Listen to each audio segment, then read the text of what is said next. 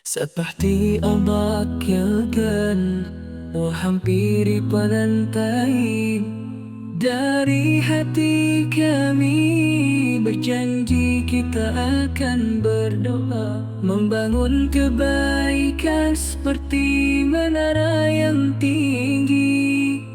Dengan jiwa yang teguh takkan pernah berhenti.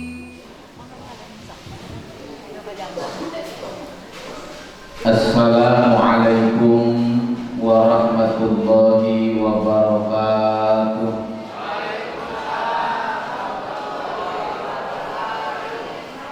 Alhamdulillah alladzi amarna biluzumil jamaah wa nahana 'anit tafarruq. Wassalatu wassalamu ala Rasulillah Sayyidina wa maulana Muhammad ibn Abdillah wa ala alihi wa ashabihi wa man tabi'ahum bi ihsanin ila yaumil liqa'illah, amma ba'du. Wasma'u wafhamu ma qala Allah ta'ala fi kitabihil karim wa huwa asdaqul qailin. A'udzu billahi minasy syaithanir rajim. Bismillahirrahmanirrahim. An aqimuddin wa la tatafarraqu. Wa qala aidan a'udzu billahi minasy syaithanir rajim. Wa'tasimu bihablillahi jami'an wa la tafarraqu ila akhirih al-ayat. Wa qala Rasulullah sallallahu alaihi wasallam, kunu ma'al jamaah, alaikum bil jamaah, al jamaatu rahmah wal furqatu adabah. Al hadis. Yang saya hormati Ketua MTNI Kang Iwan beserta seluruh jajarannya, yang saya hormati Ketua Angkatan 88 PG MII Kang Isa Bobi, yang luar biasa, seakan-akan melihat usia 17 tahun ya Bu ya.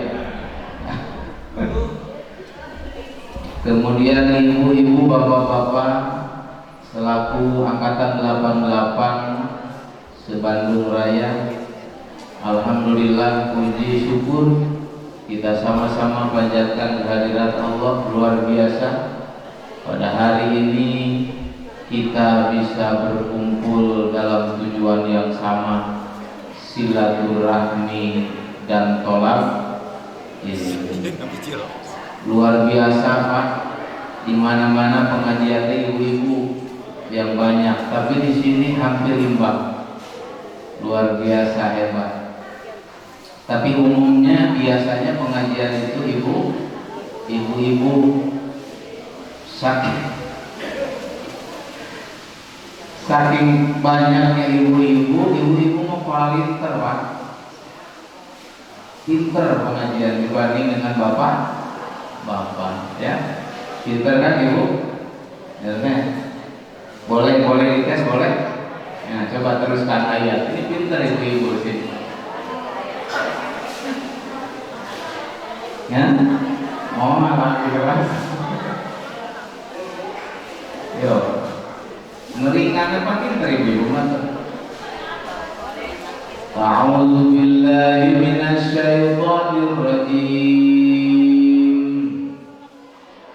Ara'aita alladzi yukadzibu bid-din.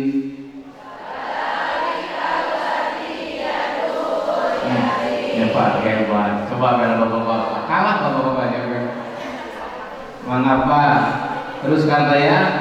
Ara'aita man ittakhadha ilahahu hawa.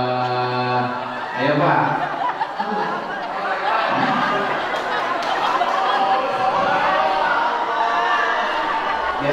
Jadi yang pintar siapa?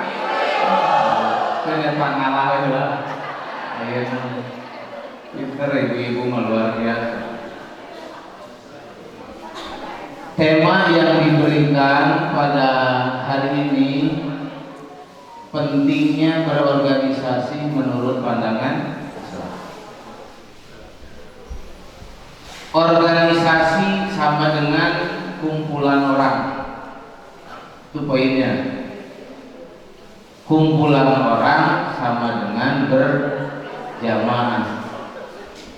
Walaupun berjamaah itu tidak cukup hanya kumpul orang. Jadi seolah-olah kalau pentingnya berorganisasi dalam konsep Islam yang sebetulnya luas adalah konsep berjamaah. Makanya tadi ayat yang dibaca, saya ingat tadi itu Asy-Syu'ara 13, ada penggalan ayat yang penting. An aqimuddin wa la tatafarraqu. Bagaimana agama bisa tetap tegak jikalau kalian bercerai?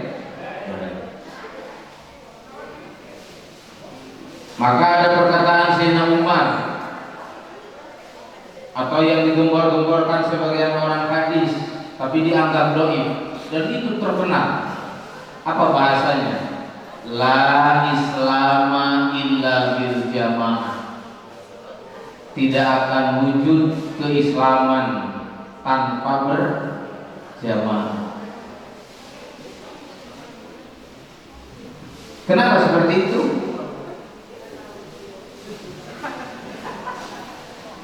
Tadi pinter Bapak-bapak, kenapa mesti penting berjamaah? Penting nggak berjamaah? Oh, penting. Luar biasa. Jadi berjamaah ini penting. Di antara syariat Islam yang diajarkan oleh Allah melalui nabinya, 1 dari 5 yang paling pokok adalah tentang berjamaah. Artinya Islam ini agama yang mengajarkan bagaimana umat ini harus bersatu. Bersatu itu bukan begini, bersatu bukan. Atau ada apa, bahasa apa lagi selain bersatu? Bersama. Islam itu mengajarkan bagaimana orang ini supaya bersama. Jangan bersatu ya, Kang. Bersama. Artinya apa? Wala tatafarraqu, yang dilarang itu bercerai-berai. Jadi kalau kita hadir dimanapun, tugas kita itu mempersatukan. Tidak boleh yang tadinya sudah bersatu, hadirnya kita justru menjadi cerai-berai. Tidak boleh.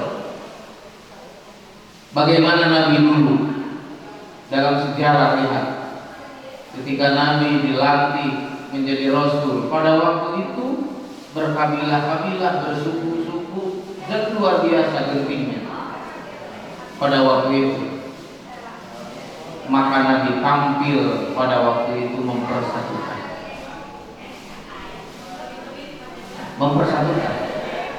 Nah, sekarang pertanyaannya, dengan apa kita bisa mempersatukan? Coba Bu, dengan apa supaya kita bersatu? Satu tadi, silaturahmi. Silaturahmi melahirkan persatuan.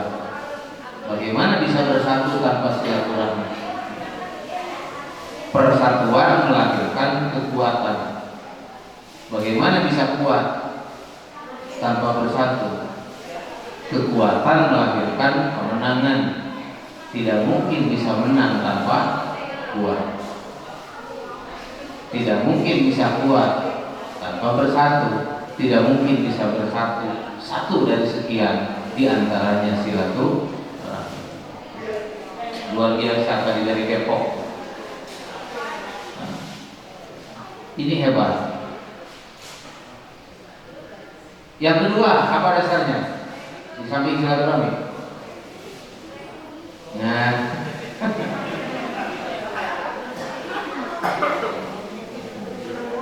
ruh yang paling penting Ibu Bapak dalam kebersamaan itu adalah kebutuhan. Kita ini butuh. Bersatu itu butuh. Coba ibu-ibu sama bapak-bapak, kalau tidak butuh, banyak yang gagal dalam rumah tangganya sampai hari ini. Kalau tidak butuh bapak, ya betul nggak? Kenapa bapak Kenapa bapak senyum-senyum? Mempertahankan sampai usia 54 tahun itu susah, berat. Karena masa pacaran dengan masa pernikahan itu lain ceritanya, Bu ya. Betul nggak? Lain. Ibu suami sekarang itu cinta pertama atau justru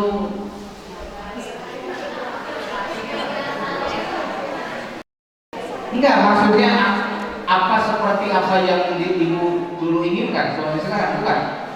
Bukan. Bapak-bapak coba, istri yang sekarang itu apa yang bapak butuhkan pada waktu itu yang diinginkan atau bukan? Kan begitu. Iya. Kan kalau yang diinginkan itu ibu-ibu ya ganteng, kaya, baik, soleh, benar, betul nggak? Faktanya apa sekarang? Kan itu keinginan. Faktanya mau Pak Ustaz ganteng ke, kan begitu? Iya, bapak-bapak juga sama kan, Pak? Yang diinginkan dulu apa? Cantik, apalagi soleha, banyak harta, ya, pintar, itu yang diinginkan. Tapi kan faktanya lain. Karena hidup ini bukan apa yang kita inginkan, Bu. Tapi hidup ini adalah semuanya tinggal kita menerima apa yang diberikan Allah. Kalau kita mengikuti keinginan, berat hidup ini, Pak. Makanya tugas kita itu apa? Menerima itu semua, kemudian dijadikan, diolah, dimainkan bagaimana supaya itu menjadi nilai di dalam kehidupan ini. Contoh berjamaah yang paling kecil itu dalam berumah tangga. Itu contoh berjamaah, contoh organisasi.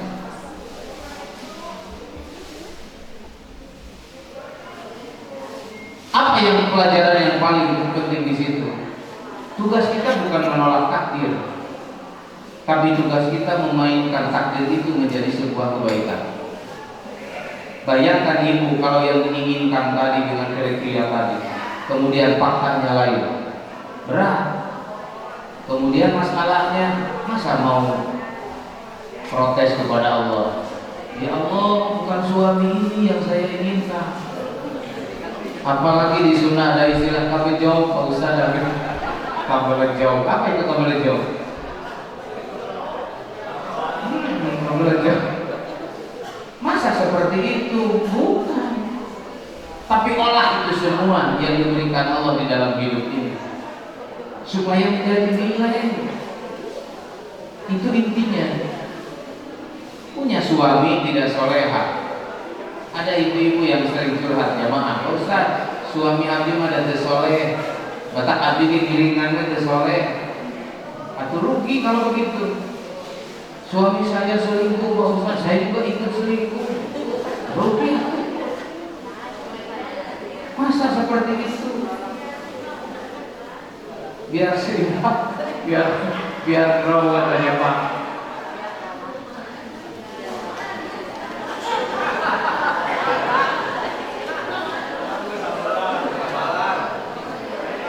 Rugi kita alumni siapa tahun sekian hanya untuk mengikuti pasangan kita yang tidak soleh, betul kan? Rugi. Tapi justru ketika suami kita tidak soleh, kita semakin soleh. Dan hati-hati Pak, ketika kita berbuat sesuatu kemudian istri kita tambah soleh, bahaya. Kita hianat kepada pasangan, ternyata pasangan kita tambah rajin sujudnya, itu bahaya. Begitupun ibu-ibu, ketika khianat terhadap suami, tapi ternyata suami kita tambah sujud kepada Allah, itu hati-hati bahaya.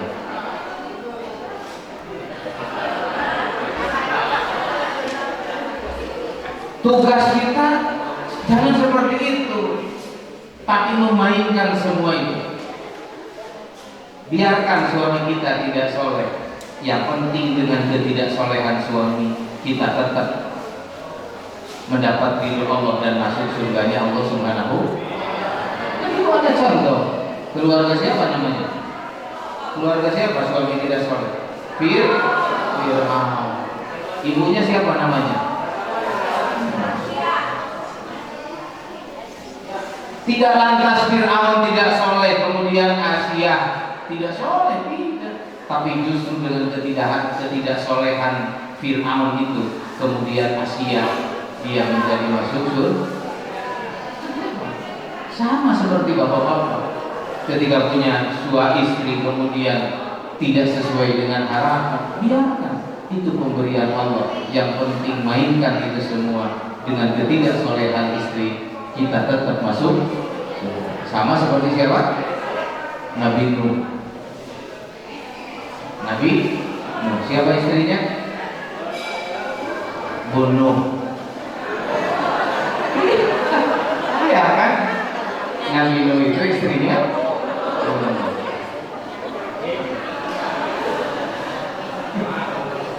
Jadi mainkan aja sudah. Jangan disesali hidup ini. Apalagi kemarin, maaf, di Pilpres banyak yang stres kemarin.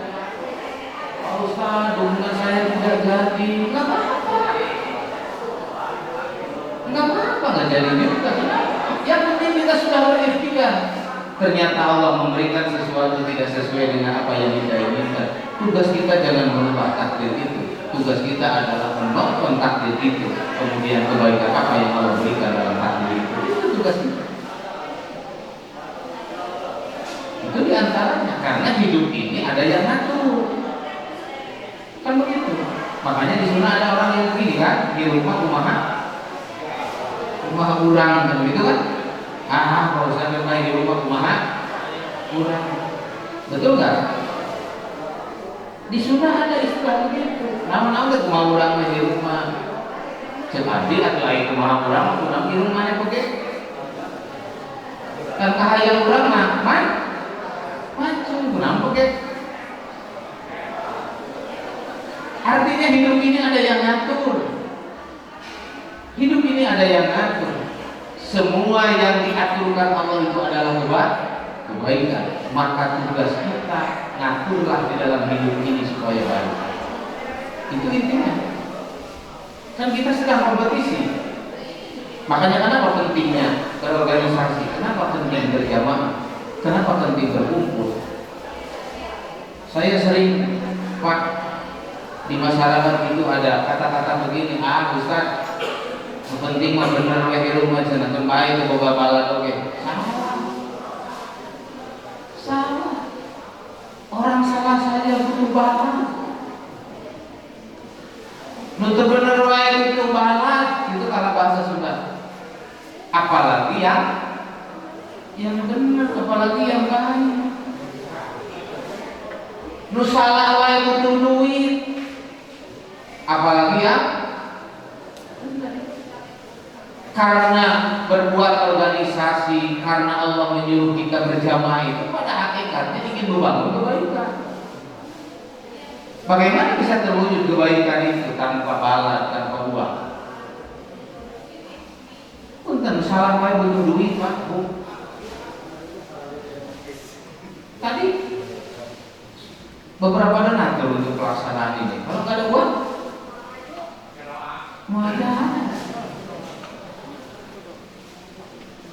Kan begitu. Artinya apa?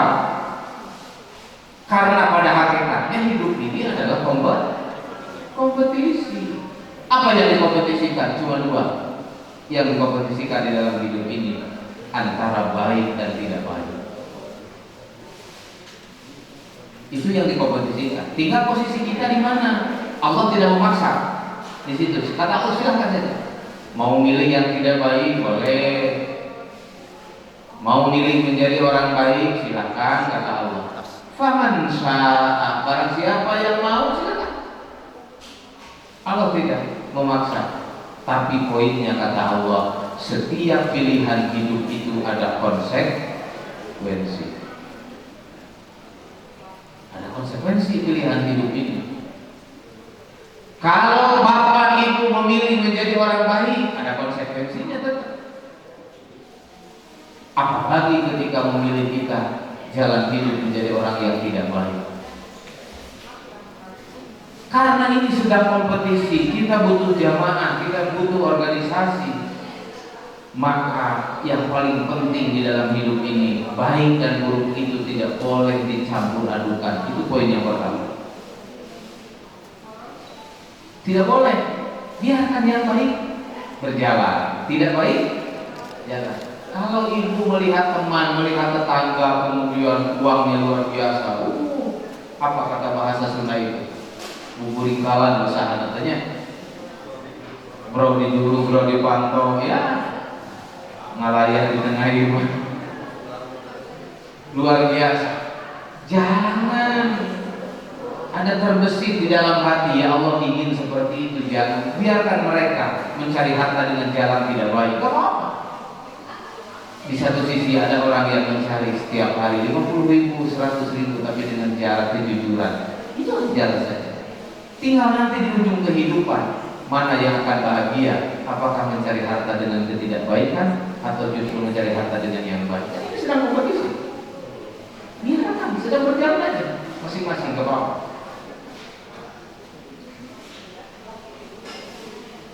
Itu poinnya. Ada orang di dalam hidup ini membiarkan anaknya. Tadi Kak Lisa tentang anak soleh. Hidup yang penting berjalan saja, tidak diarahkan bagaimana anak itu supaya baik. Yang penting sekolah, udah pun aja gitu. Keinginannya diikuti. Biarkan mereka berjalan seperti itu. Tapi ketika kita berposisi menjadi orang-orang baik, maka anak arahkan supaya menjadi anak baik. Kenapa? Karena kalau tidak ada langkah bahaya, tidak akan ada perubahan nanti kehidupan. Saya sering menyampaikan ibu-ibu bapak-bapak, kalau kita hari ini tidak senang terhadap korupsi, misalkan, hanya tidak senang, kita caci maki saja, ya korupsi dicaci maki segala macam, tapi kita tidak punya langkah terhadap generasi yang akan datang. Kita punya santri tidak diarahkan, kita punya siswa tidak diarahkan supaya jujur hidupnya, kita punya anak tidak diarahkan supaya tidak jujur hidupnya. Kira-kira 10 tahun, 20 tahun ke depan ada perubahan gak? Enggak akan. Nanti ganti orang korupsi lagi, ganti orang korupsi lagi. Tapi kalau semua orang bergerak dari tiap rumah, punya anak, arahkan supaya baik, latih supaya jujur. Sekali-kali tes anak ibu, simpen dompet di situ, ibu nyumput, sembunyi, dilihat, beranikah anak kita buka dompet apalagi bawa isinya? Kalau berani itu bahaya. Ulangi lagi cara pendidikannya. Sampai usia kapan kita punya anak soleh? Itu harus ada estimasi waktu. Kita membangun rumah saja ngobrol dengan suami kan begitu. Kata ibu, Pak, kita bangun rumah iya. Berapa bulan kan? Berapa ya? Kalau bisa jangan lebih dari 3 bulan kan? Kita tawarkan ke pemborong, kontraktor siapa yang mau berani 3 bulan pembangunan rumah itu. Itu proyek bangun rumah. Apalagi ini proyek bangun anak supaya soleh dan soleh. Di usia berapa kita punya anak soleh dan soleh? Itu ada waktu. Karena itu target kita. Tidak boleh dibiarkan hidup begitu saja, mengikuti keinginannya. Karena anak itu hidupnya mengikuti keinginannya. Itulah anak. Dulu saya waktu kecil disuruh mandi saja. Mau gak? Coba ibu punya anak disuruh mandi waktu kecil, mau gak? Waktu kecil kan umumnya anak gak mau, susah. Mau gimana kata ibu? Satu-satunya mandi ini gurunya, baru dia mandi. Kenapa? Karena dalam pikirannya mandi itu untuk orang tua. Disuruh ngaji gak mau, disuruh sekolah gak mau, inginnya main saja anak itu. Kenapa? Karena dalam pikirannya itu untuk orang tua semuanya. Baru sadar setelah dewasa begini, ya Allah, dulu saya sering punya pikiran bapak dan ibu saya itu galak, bapak dan ibu saya itu keras, bapak ibu saya itu pergi, kok mesti begitu? Karena sedikit-sedikit ngaji, sedikit-sedikit sekolah, sedikit-sedikit belajar. Kalau enggak, namanya jadi kampung kan begitu. Coba bayangkan, kalau itu tidak dilakukan, mau jadi apa kita sekarang di usia ini? Tapi dengan kerasnya orang tua dulu, kita sekarang bisa mengenal Allah, kita sekarang bisa mengenal kebaikan. Baru bersyukur. Mungkin waktu kecil menganggap apa? Bilang ke teman-temannya, bapak mama saya tidak baik, pedih, karena minta motor gak dikasih. Sedikit-sedikit harus belajar, gak ada waktu main, kan dulu begitu. Tapi sekarang bukan, angkat tangan, alhamdulillah ya Allah punya bapak ibu dulu kerasnya luar biasa. Kan begitu. Karena anak belum sampai kepada apa yang diinginkan orang tua. Itu diantaranya. Maka ibu bapak jamaah sekalian rahimakumullah, kenapa kita penting berorganisasi atau berjamaah itu? Karena pada hakikatnya hidup ini kompetisi.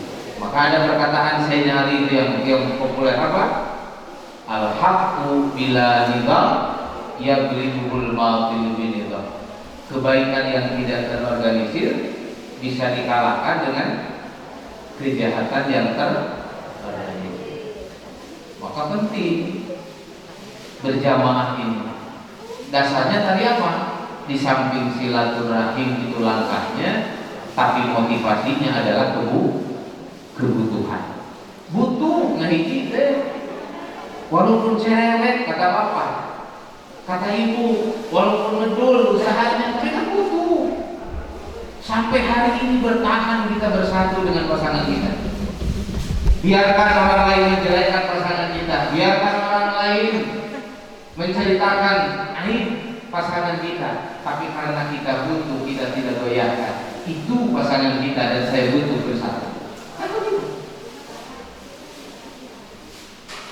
Saya waktu kemarin itu dikirain ada 211, 212 itu.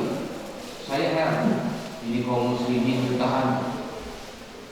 Dikirain akan berkelanjutan tuh. Ternyata ada reuni. Ya, sekarang ada reuni 21, berarti hanya satu kali kumpulnya. Pada waktu itu butuh bukan? Dasarnya bukan. Kalau butuh harus berlanjut Pak. Sampai hari ini. Pada waktu itu kumpul kaum muslimin bukan butuh, tapi pada waktu itu kumpulnya kaum muslimin karena ada kasus. Ada kasus baru kumpul. Berarti kalau ingin kumpul harus buat apa lagi?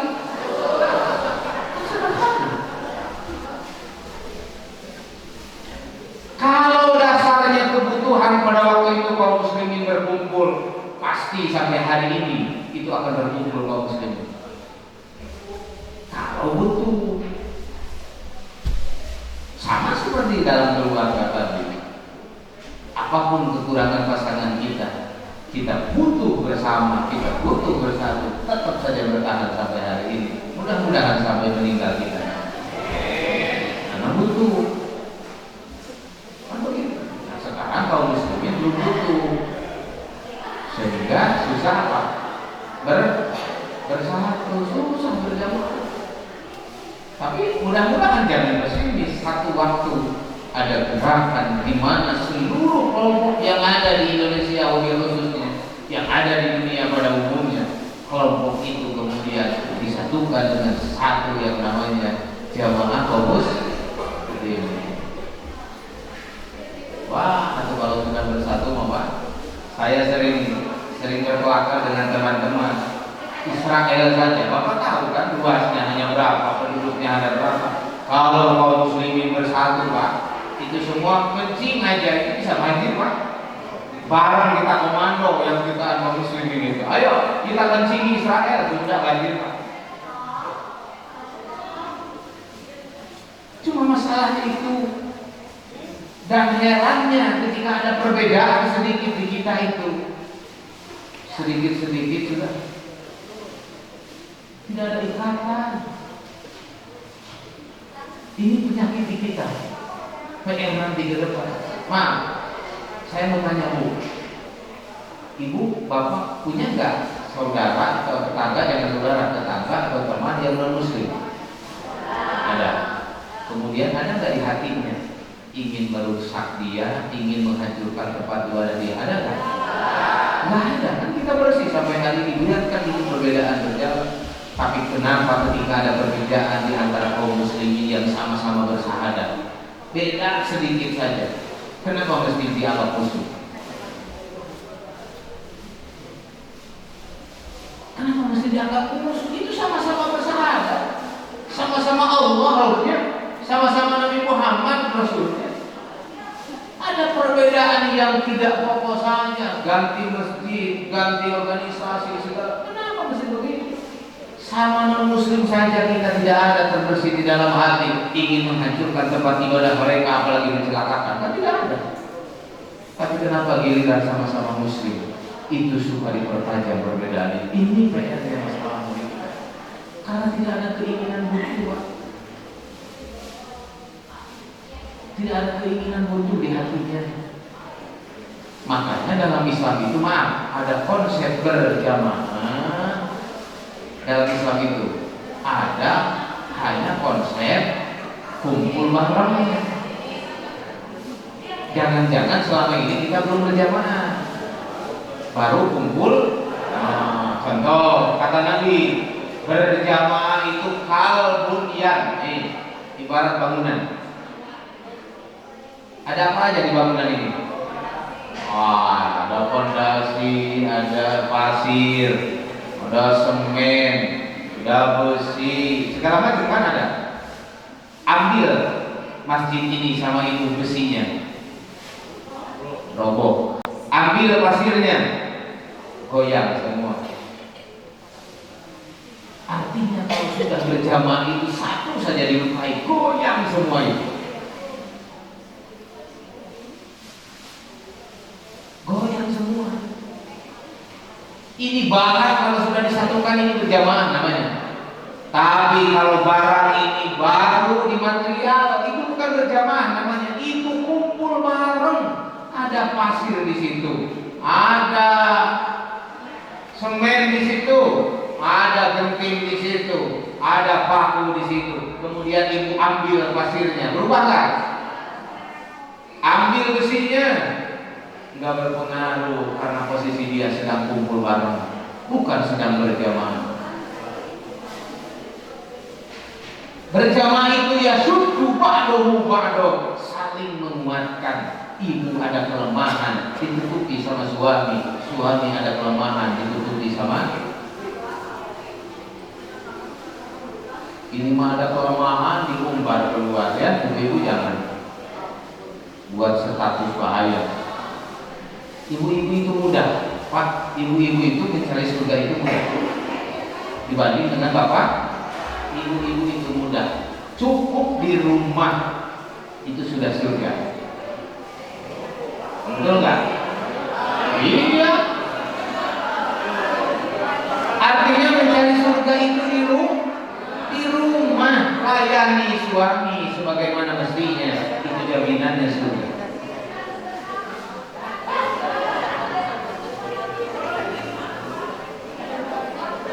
Artinya tidak, bukan berarti dilarang di rumah ibu-ibu itu, tapi kebaikan di rumah itu bisa melebihi kebaikan yang ada di luar. Ibu pengajian tiap hari, baca Quran, layat kemana-mana, syarah kemana-mana, baca sholawat, itu dikumpulkan belum bisa mengalahkan kebaikan yang ada di rumah.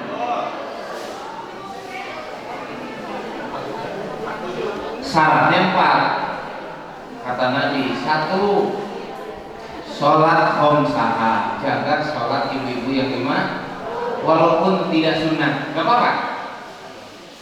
Qobliyah tidak, ba'diyah tidak, gak apa-apa. Tahajud itu penting, kata Nabi, jaga sholat 5 waktu. 2, sholat syahrohat, jaga sahur yang wajib, walaupun tidak Senin, Kamis, Daud dan lain sebagainya. Yang penting Ramadan. 3, Tiga, hafizat farjana, jaga aib keluarga. Kalau suami lagi nganggur jangan bikin status. Kalau suami nggak punya uang jangan bikin, karena kalau sudah bikin status siapa yang tahu? Ada apa itu Ece? Kok statusnya rudet? Nggak boleh.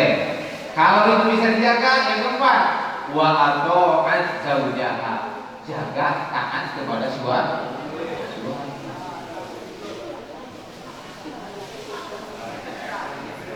Ibu lagi baca Quran, baru ta'awud, a'udzubillahi minasyaitonirrajim, kata bapaknya, "Ma, tolong kopi ambilin." Apa kata ibu? Astagfirullah, bapaknya benar ini mama baru ta'awud, bapak cik atuh kopi mah ambil sendiri. Waalaikumsalam. Itu nerusin tuh baca Qurannya. Suami bawa kopi sendiri. Emang besar mana baca Quran dengan ngantri kopi? Ngantri kopi, Bu.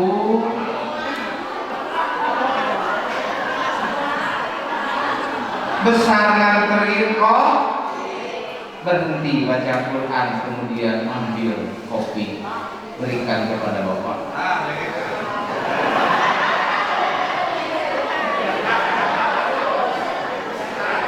Kata suaminya, "Ma, jangan sahur ya hari ini." "Ma, kenapa? Bapak ada di rumah." "Bapak kakak lagi ada puasa." Bapak teh, "Mas, jadi bapak kemana lagi dan mama lagi puasa?" Itu sahur terus. Bapaknya di pengantaran. Dianggap saum sunat itu nilainya lebih besar, padahal melayani suami lebih besar. Karena tugas istri itu adalah taat terhadap suami. Makanya tugas muawadah ada tugas bapak-bapak.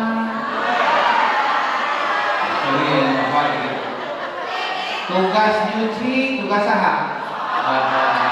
Masak nasi, mama dia anak. Cuma kata bapak-bapak, mama perken, mama nyucikan. Yang penting ibu-ibu taat terhadap. Makanya saya sering mempopulerkan peribahasa nih. Saya sedang mempopulerkan peribahasa. Tidak sedikit hari ini dalam ibadah banyak orang yang mengejar ayam melepaskan kambing. Artinya ayam yang hanya nilainya 30.000 dikejar-kejar, sedangkan kambing yang harganya 3 juta dilepaskan. Penting mana ayam dengan kambing? Kambing karena nilainya besar. Artinya sama seperti tadi dalam beribadah. Ibu-ibu pengajian dari Senin sampai hari Minggu tidak hentinya kemana-mana. Cul, masak nasi cul di rumah ada pengajian. Suami ingin dipijitin, cul, penting mah pengajian. Artinya dia sedang mengejar ayam melepaskan kambing. Bukan tidak boleh ayam dikejar, tapi ikat dulu kambingnya.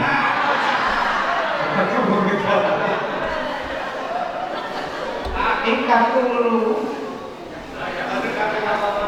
Supaya suami nanti mau usaha kayak lagi marajin dan di mana dan di mana dan bawa jadi pohon nyamuk. Artinya itu sama dengan tadi mengejar ayam melepaskan kambing.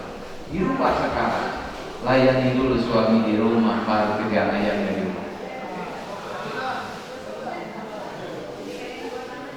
Dua anak ini. Kenapa? Karena sekali lagi kebaikan di rumah itu bisa mengalahkan seluruhnya kebaikan di luar. Ibu nemani makan, suami mau makan ya? Kata suaminya, mama makan ya, tapi mama tadi pak udah berdua ada lapar, papa kan telat ya, nggak apa-apa sok papa makan, duduk aja, ibu nemani sambil itu masih kalah yang tahajud semalam di rumah itu.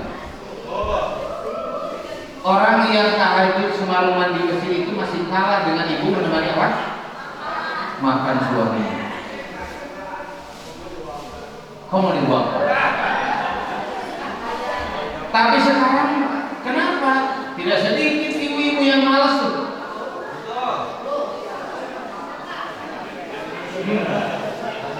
Ma, bapak mau makan, di WA lagi. Ma, pak, makan silakan. Temen nasinya sudah mama siapa dulu di atas ini. Mama mau ajuin, mamanya ajuin, papanya.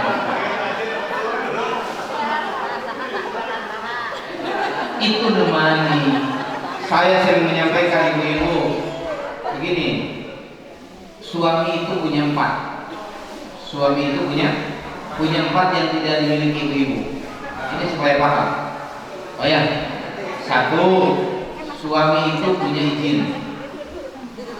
Punya siapa? Izin. Jadi kalau begitu ibu-ibu mau kemana-mana harus apa? 1. Kenapa? Dia khawatirkan tanpa izin ada sesuatu di jalan, kemudian matinya jauh dari Allah.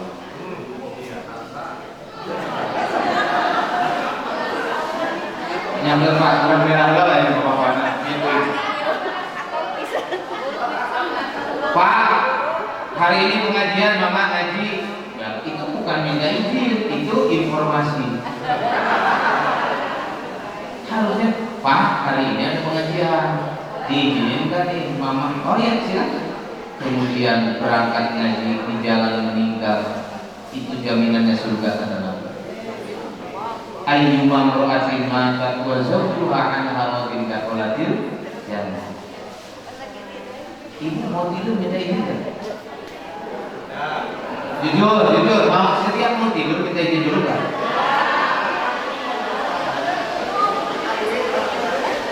Ibu mau tidur saja harus izin. Pak, Mama mau tidur duluan. Iya, sok mas silakan. Bapak mau nonton bola. Dan gak ada keinginan malam ini mah. Ibu tidur. Suaminya ridho tidur, kemudian meninggal tak bangun sahid. Sahid, karena tidurnya ada ridho. Ini suami sudah tahu punya keinginan tidur duluan mah. Pakai legging, pakai ini 7 rangkap, kata bapaknya ya Allah. Jadi kalau sudah tidak harmonis, misalkan sudah berjamaah tadi mau bercerai, boleh kalau memang alasannya jelas. Maka tugas ibu-ibu adalah merayunya. Jangan sampai gugat-gugat. Karena tolak ini punya suami, tugas ibu merayunya supaya mengikrarkan. Ini mah di masyarakat Pak, mohon maaf ya, ada yang mau cerai di sidang, apa bahasanya? Lamun bisa kan sampai kerjaan salah gimana ngarap hadir ke pengadilan. Jadi ngarap kerek. Pertanyaannya kalau tidak hadir siapa yang mengikrarkan talak di pengadilan? Kan talak punya suami. Masa hakim yang mengikrarkan? Justru kalau bisa Allah ngangkat suami itu, Pak hadirnya kurang sidang. Sugan ke pengadilan mah hadir, ibu tak hadir, pelebet tak hadir, masuk ke pengadilan barangkali dipanggil sama pengadilan itu bisa hadir. Makanya nih ongkosnya Pak hadir ya, wajar 2 kali 3 kali persidangan gak apa-apa di hadapan hakim suami kita mengikrarkan talak. Itu nih yang jadi masalah di masyarakat. Apalagi sidang enggak, kumpul enggak, ujuk-ujuk keluar akte cerai. Maka dalam Islam itu bukan perceraian, tetap suami istri menikah itu zina seumur hidup. Ini supaya Pak, karena suami ini punya apa tadi? Ibu pernah dengar di masyarakat kalau yang begitu? Iya, jangan sekarang. Apalagi itu kan nembak. Ini barusan kan ada akte cerainya. Iya, itu kan surat akte cerai. Tapi kapan ikrarnya suami? Kapan prosesnya? Tidak. Maka tetap itu suami istri walaupun bisa tahu. Berapa tuh? Suami punya berapa? 1 izin, 2 3 suami kita punya hak 2 bagian dalam warisan. Jadi sebaiknya ahli-ahli kebaikan itu jangan minta ibu-ibu disamaratakan. Karena adilnya Allah itu laki-laki satanggungan, ibu-ibu seaisyah, sagandongan. Itu camkan, itu supaya berkah harta kita. Yang kedua, ibu maaf ya, suami kita itu berhak punya istri 4.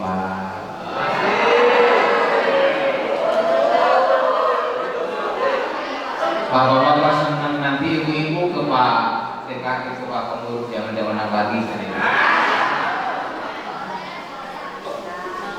Artinya urusan diambil tidak diambil itu urusan nanti. Tapi ketika ibu akan harus punya keyakinan suami kita itu berhak punya istri, itu sudah gak apa-apa. Tapi mudah-mudahan dari ambil, kan itu hanya hak. Itu hanya hak. Nah, itu kembali lagi.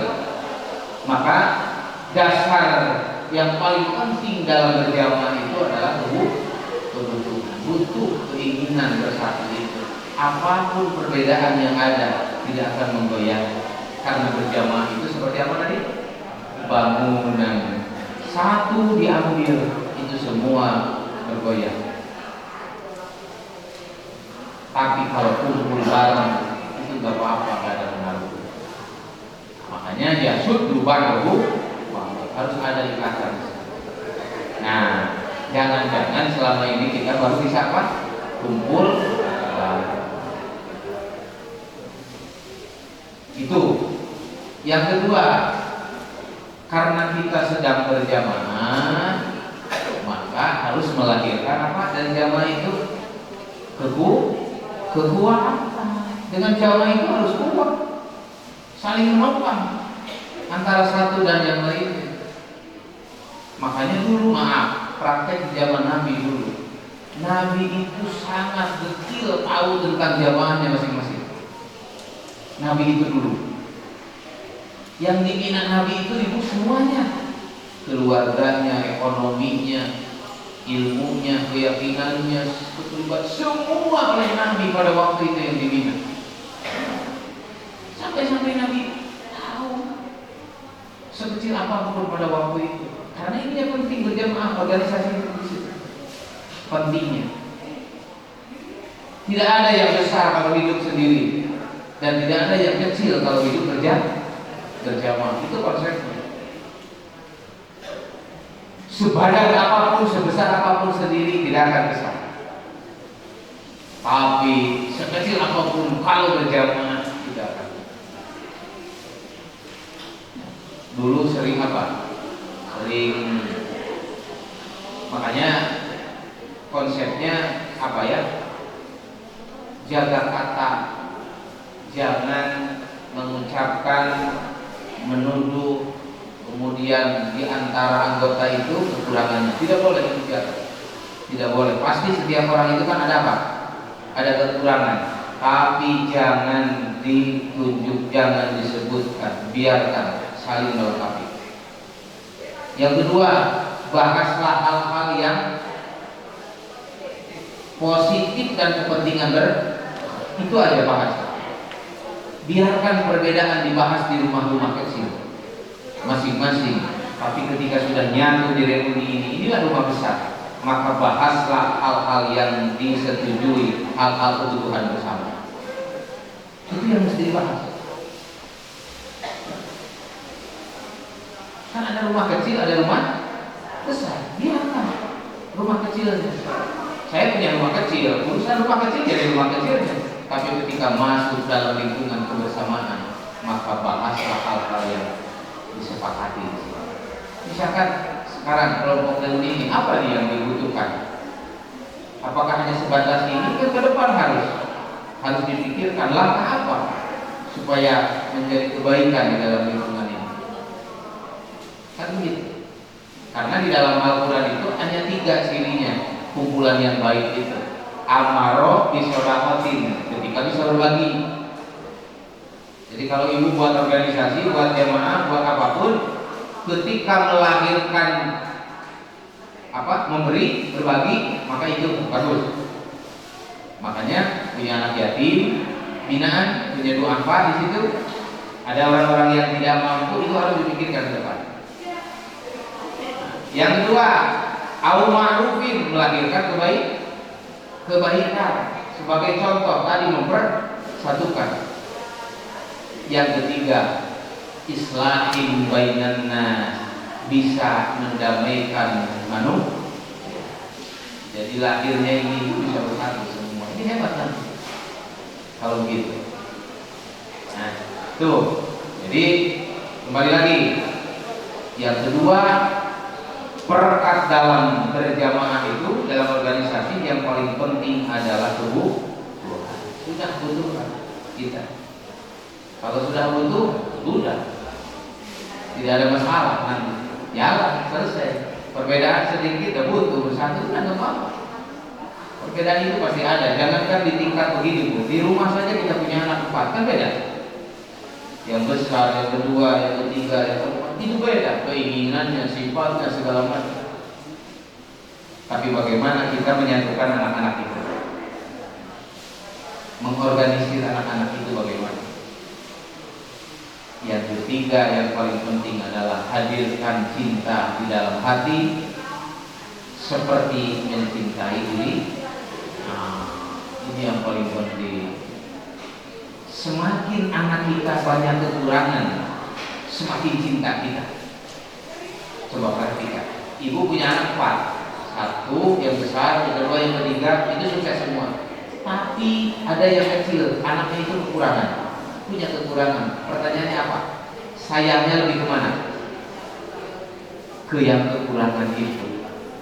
Semakin jamaah kita, semakin anggota kita ada yang berkekurangan, maka semakin sayang kita. Ini sebetulnya perekat yang paling penting. Maka kata Nabi apa? La yu'minu ahadukum hatta yuhibbu li akhihi ma yuhibbu li nafsihi. Masih dipertanyakan keimanannya seseorang manakala tidak mencintai orang lain seperti mencintai diri sendiri. Nah, konsep ini yang paling penting. Maka nanti lahirlah kebaikan-kebaikan di dalam hidup.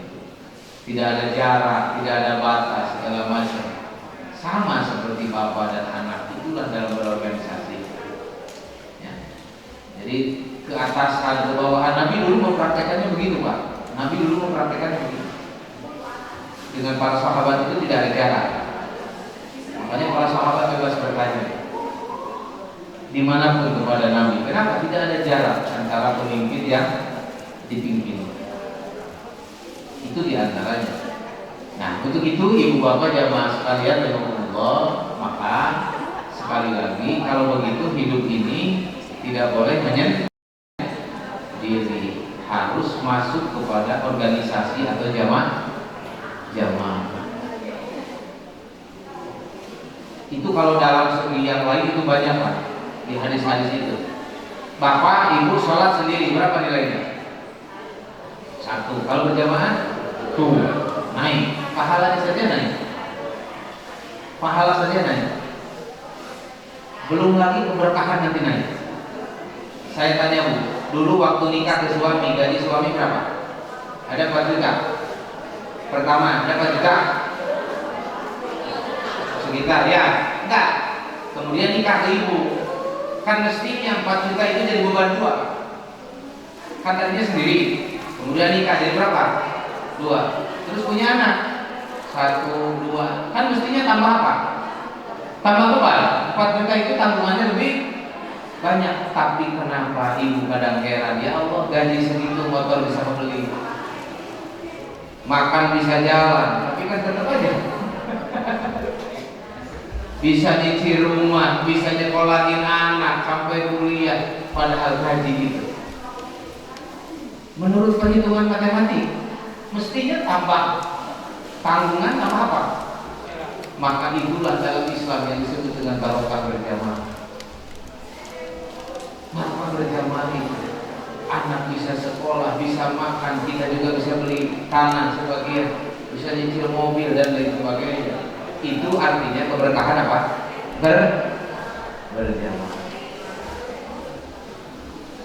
Itu diantaranya. Ya, sudah jam 11. Silakan Bu ya. Silakan. Terima kasih Ustaz.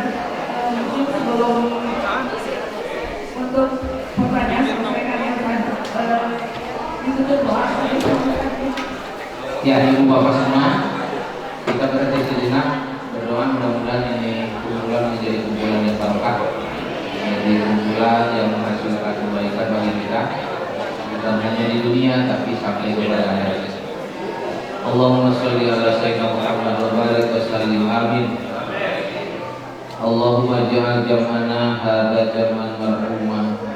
Ya Allah, jadikan kumpulan kami hari ini kumpulan yang mengundang rahmat-Mu. Wa tafarruqana min ba'dihi tafarruqan maksumah. Berpisahnya kami setelah kumpulan ini, ya Allah, jadikan perpisahan yang senantiasa ada dalam penjagaan-Mu. Allahumma barik lana fi umurina, ya Allah, berkahkan umur-umur kami.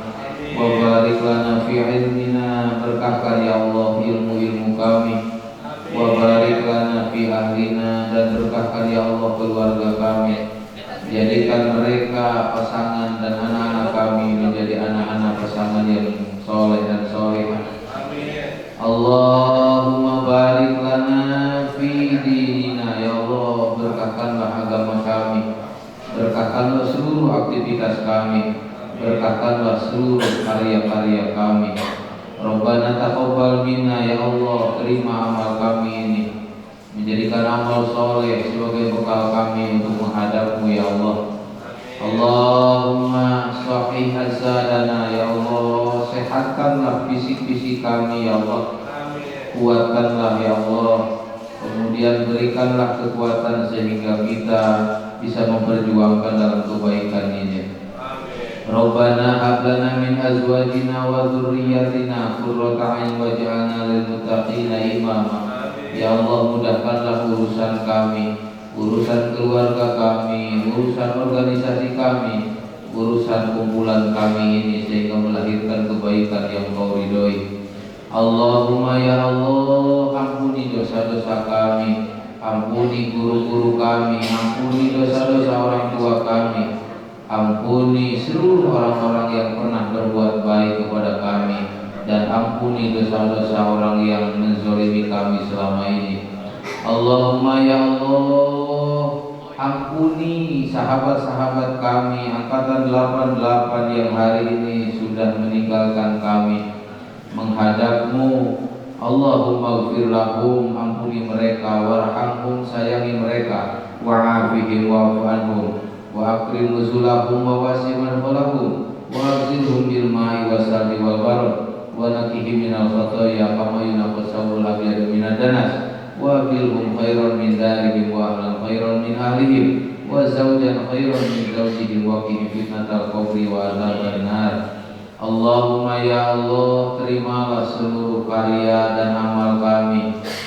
Kemudian donatur-donatur yang memberikan infak dan sedekahnya demi terlaksananya kegiatan ini, ya Allah. Kemudian panjangkan umur dengan barokah, ya Allah. Sehatkan mereka, ya Allah, mudahkan rezekinya, ya Allah. Rabbana atina fid dunya hasanah wa fil akhirati hasanah wa qina adzabannar. Subhana rabbika rabbil izzati amma yasifun, wa salamun alal mursalin, walhamdulillahi rabbil alamin. Al-Fatihah.